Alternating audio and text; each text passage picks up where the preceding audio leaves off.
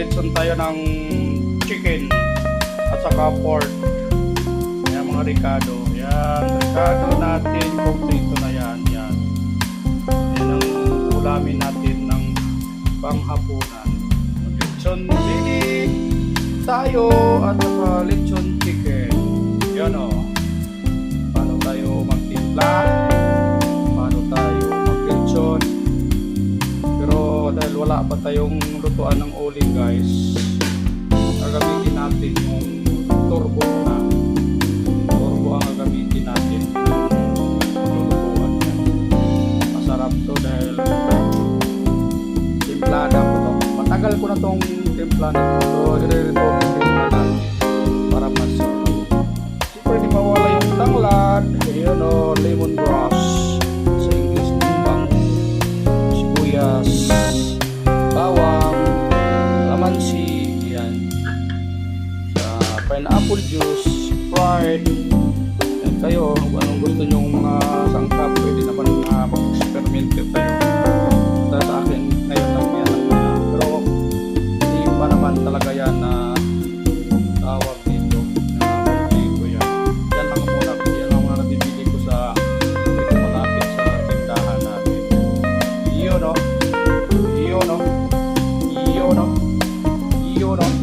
Iyon. Sarap yan. Tapos ang paglulutuan ko ay dalawa naman paglulutuan ko dahil lulutuan ko.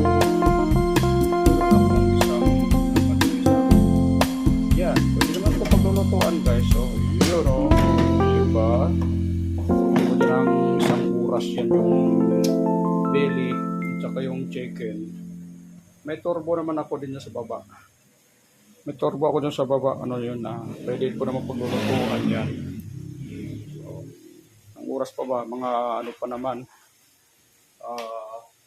Alauna pasado. Ito pang hapunan ko to. Dahil i-ready ko lang, titimplahan ko para mamarinate na to yung chicken at saka yung pork belly. Yun, sarap yan, malaman. Oh, pork belly. Yung lilitsunin natin mamaya. Mamarinate ko yan lahat yan.